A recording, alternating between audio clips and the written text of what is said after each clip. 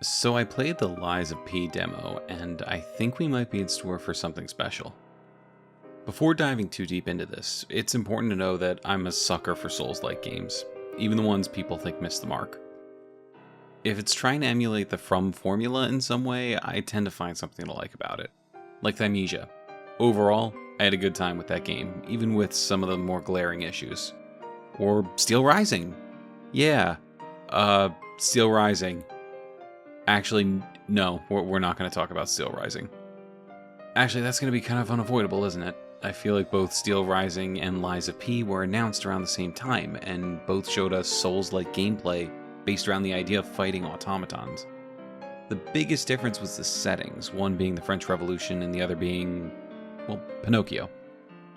Steel Rising ended up being a pretty big disappointment, and I'm very happy to say, I don't think that's going to be the case with Lies of P. This demo is literally dripping with style. From the moment it starts and we see our player character P wake up, I was immediately taken back to waking up on the operating table outside of Yosefka's clinic. I was ready to take on a slew of difficult enemies and get my ass thoroughly handed to me. But surprisingly, that's not what happened. Lies of P did a good job of easing me into the gameplay, assuming I had some baseline knowledge of the Souls formula, but never leaving me in the dark about the basics. The first few enemies went down pretty easily, and I was on my way. It wasn't until I faced more than one of them at a time and got surrounded that I realized how dangerous the world really was. Taking these puppets on one at a time? No problem. Taking on several coming at me in different directions? Okay, time to play smart. I immediately felt comfortable with the control layout and even started crab clawing my way through the world, checking the corners for puppets as I ran through an atmospheric feast. This game has a tone and style for its world that can easily be described as Bloodborne-esque, but I was surprised at how quickly I accepted the city of Krat as its own place. The architecture is a little reminiscent of Yharnam, but it has its own distinct style that really shines through. There's an area you run through that was once the entrance to a circus, and the cardboard cutouts of jesters and clowns created this visually unnerving juxtaposition between the art and the world, calling back to the creepy illustrations I saw in my older brother's children's books when I was growing up. Without ever outright screaming, "You are in the world of Pinocchio," I understood that this heightened reality felt like a broken fairy tale, a nightmare version of a children's story. This continues throughout the demo, even after meeting our cast of characters and setting off to find Geppetto, our father, and the man responsible for the outbreak of puppets throughout the land. Did I mention all the enemies are puppets? I said automatons earlier, right? Well, in Lies of P, we call them puppets. Interestingly, the real issue in the world isn't the puppet uprising, but the spread of a disease that turns people into stone.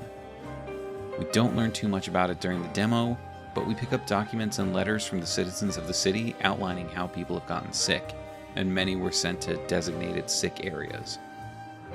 It builds a great mystery around how this plague and the puppets could be related, as none of the puppets should be attacking anyone in the first place, since they have their own version of Asimov's laws of robotics. The Grand Covenant is a set of absolute commands imprinted on puppets when they're made. These come in the form of 4 laws. 1. All puppets must obey their creator's commands. 2. A puppet may not harm humans. 3. A puppet protects and serves humans and the city of Krat. 4. A puppet cannot lie. It's that 4th law that makes our player character P so special. P can lie. I keep calling him P. It's Pinocchio, right? Well, they never say it in the demo, so I'm just going to keep calling him P. So of course, all of the puppets look like they could be harming humans, so that's an issue. Maybe the first law supersedes the other 4, and someone out there is commanding the puppets to kill?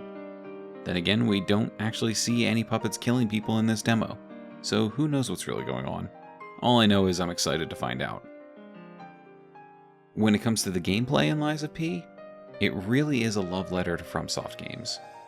In the early game, it feels very much like Bloodborne in how fast the combat can be.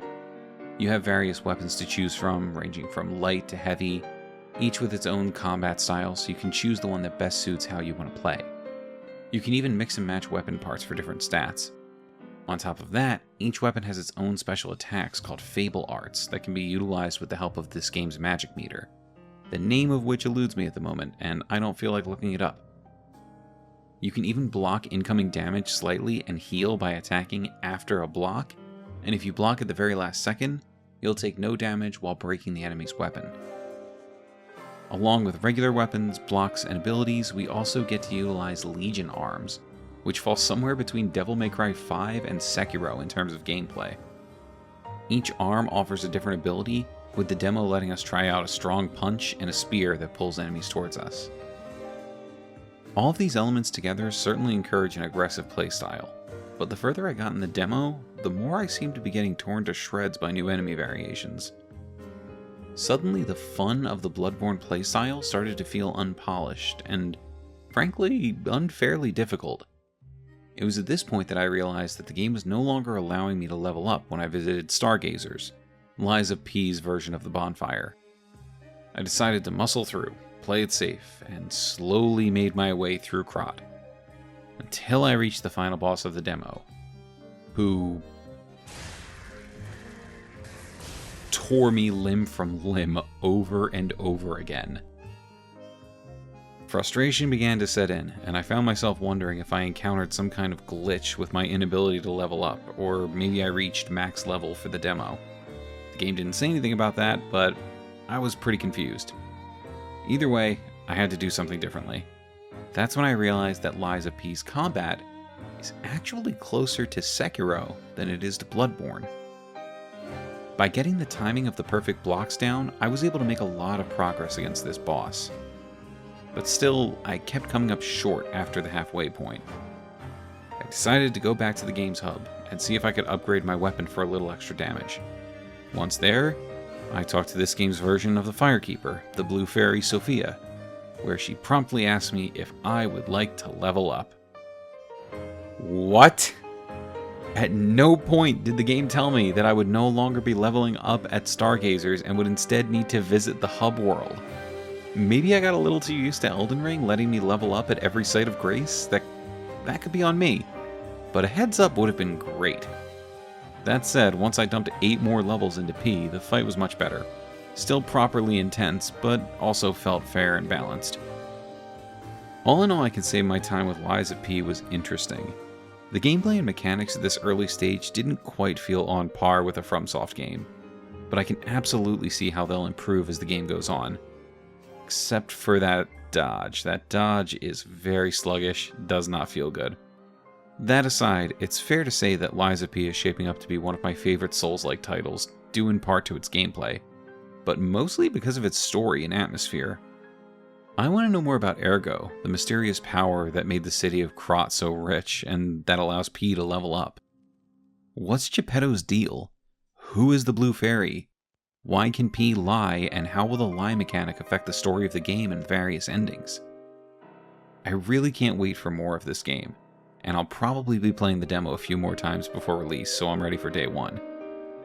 If you're on the fence about Liza P, play the demo. Don't let it pass you by, because this game's going to have a lot to offer to Souls fans, and a narrative experience better than I think any of us were expecting.